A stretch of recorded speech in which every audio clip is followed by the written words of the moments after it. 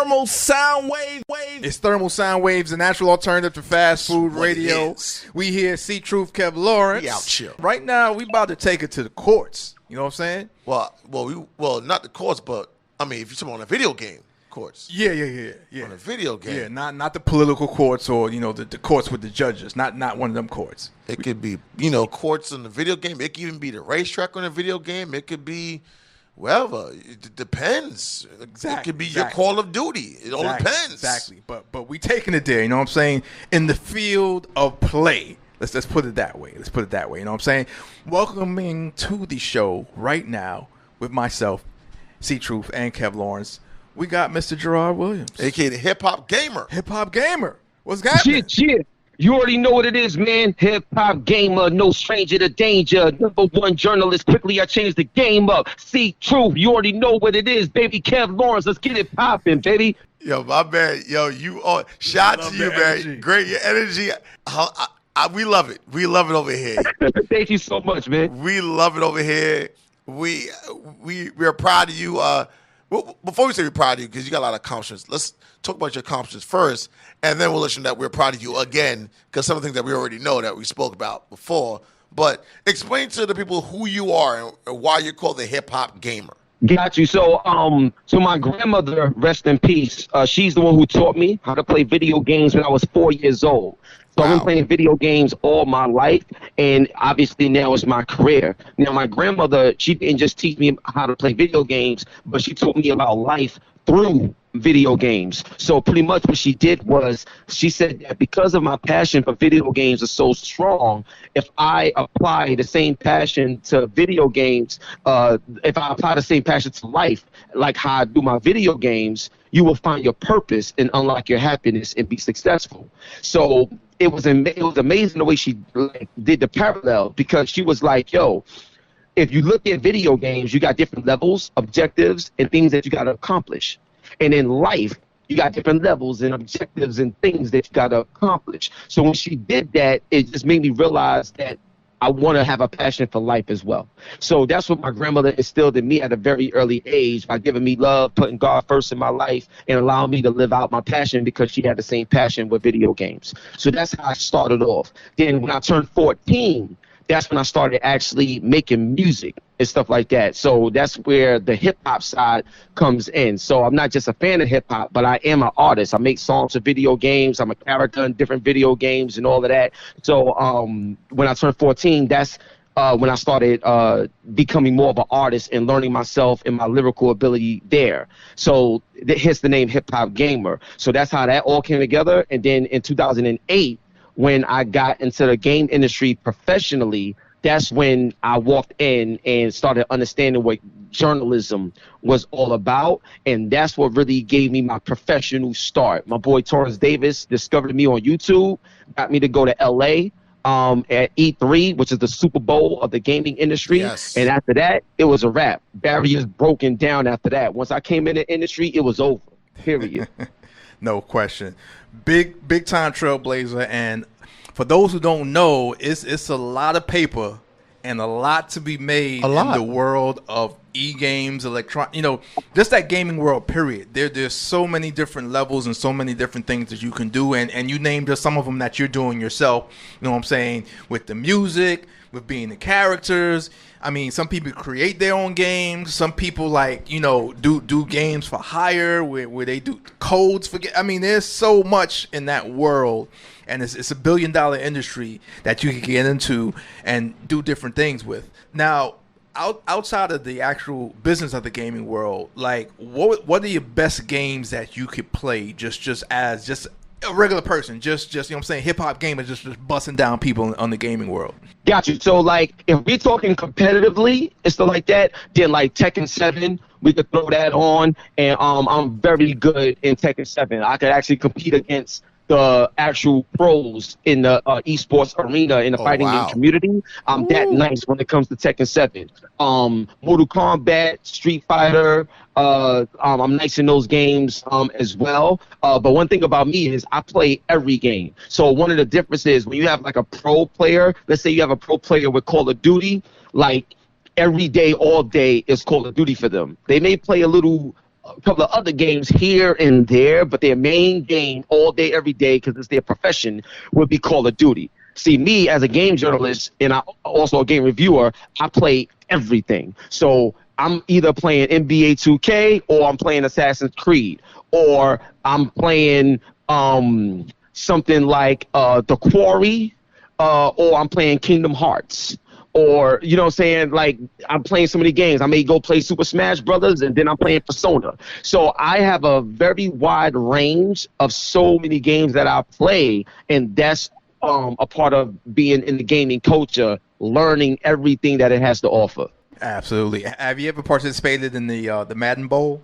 No, I never participated in the Madden Bowl in terms of competing in the Madden Bowl, but I'm nice in Madden as well. And yo, I ain't gonna front. I got some stories. You know what I'm saying? So like, I'm gonna give you a glory story, and I'm gonna give you a story where I got destroyed. You know what I'm saying? I ain't gonna front. So we'll start with the destroyed story. So shout out to my boy Michael Vick. You know what I'm saying? Yo, Michael Vick, we out, I think we in Minneapolis at this time, but we out there and we playing Madden. And I ain't gonna front, man. He destroys me, man. He was doing Michael Vick's plays. that good in Madden? He's really good. And I'm like, yo, Mike, like, you know what? It was almost as if he was taking out like revenge against me. Like I did something to him. Like it was the one that different, banned me from bro. the league that year. It was almost like I could still play in the league. And I'm gonna just beat on you right now because they should have me back in the league. Like that's the way it felt. I'm like, Mike, I know you nice already, son. So that was that story. But the glory story is my man Rex. He's formerly with EA Sports, and he was the game designer, the game director on a lot of the Maddens that we have played and stuff like that. And he was talking mad trash, bro. He's the developer. He's the designer of the game. He was talking mad trash. I showed up and showed out, and it was epic because I beat the person that made the game. What? It was crazy. Wow. So yeah, we gonna leave out on the glory story. Let me ask this question: what celebrities have you played against and you whooped on? Oh, plenty. Like T-Pain, smoked him. You know what I'm saying? We played Mortal Kombat and stuff like that. And he's pretty good at Mortal Kombat, but smoked him. And I'm not just talking. Like, you know what I'm saying? I got video. I can show you. Oh, you know got what I'm saying? receipts. You got and receipts. then shout out to Onyx, you know what I'm saying? Sticky Fingers and stuff like that.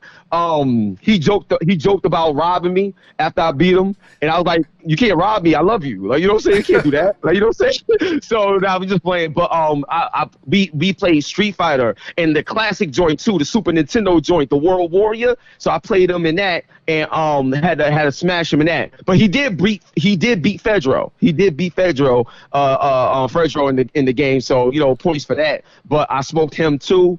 Who else? Shout out to Big Pun's son, Chris Rivers. You know, we played my boy Boogie Dash, Dame Dash son. We played.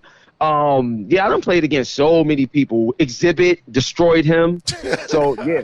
You kind of talking heavy right now. You said Xzibit destroyed him. Right. Yeah. Oh yeah. I talk that talk because I could back it up. Like, you know what I'm saying? So it's like it is what it is with me.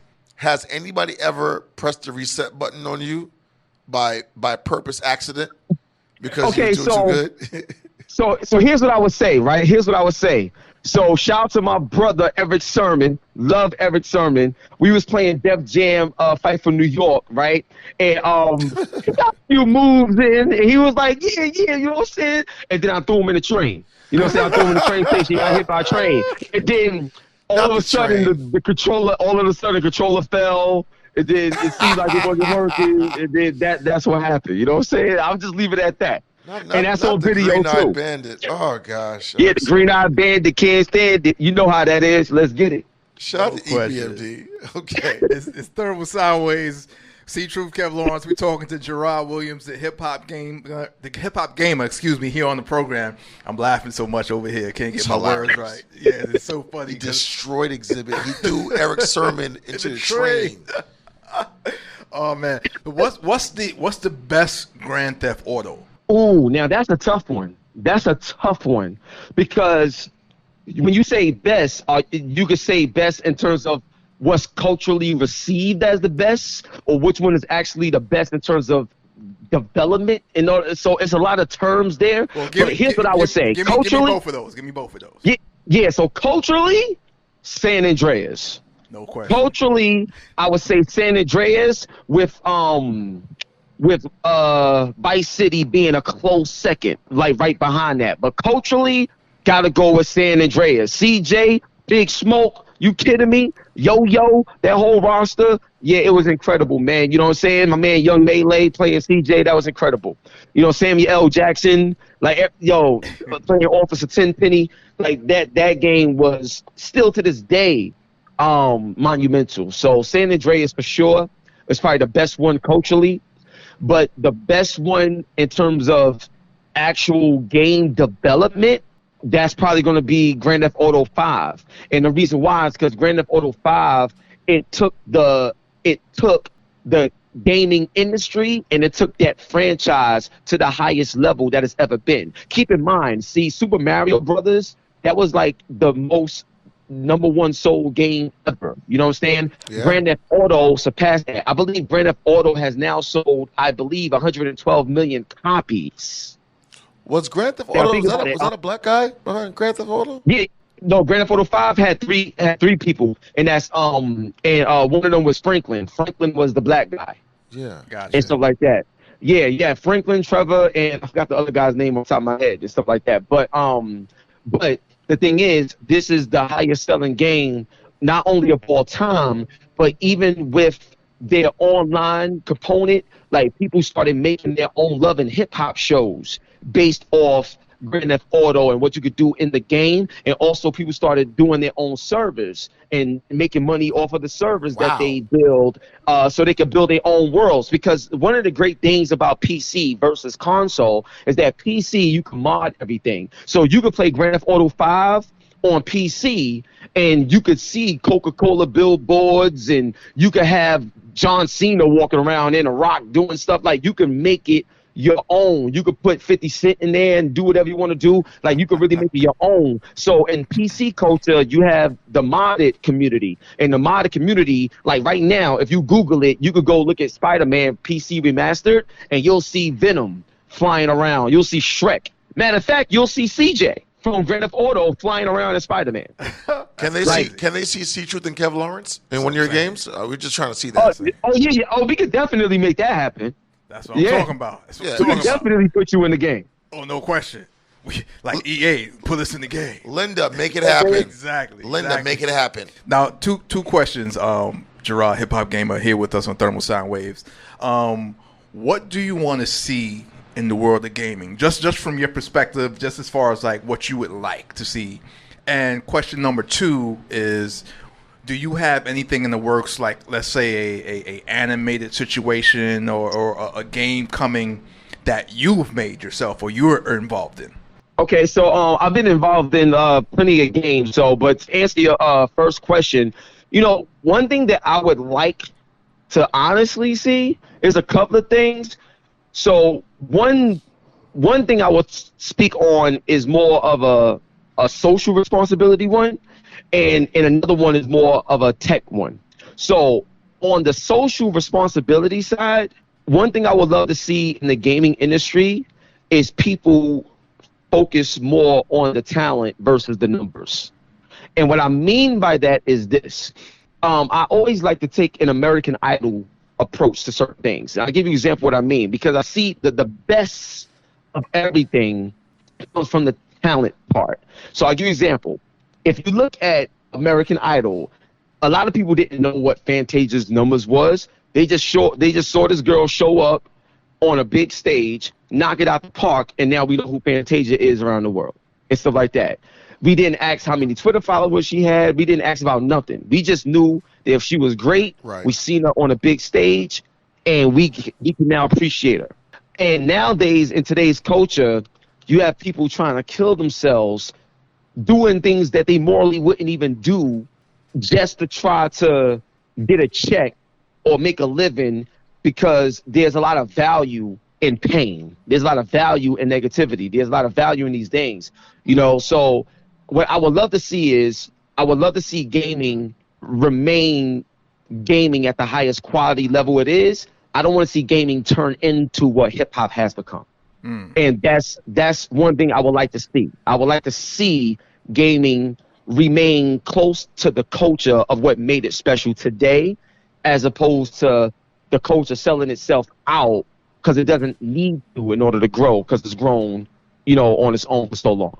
So that's one thing I would like to see, and that's more of a social construct. Now, on the construct of tech, what I would love to see more of from a tech standpoint, and I'm bringing this up because I just had my man Rob on the show, who created this software called Game Driver, but it's an automated software that allows for game testing to be done better, to allow for games to be better when they launch, instead of so many patches and bugs and delays and things of that nature that ruin the experience.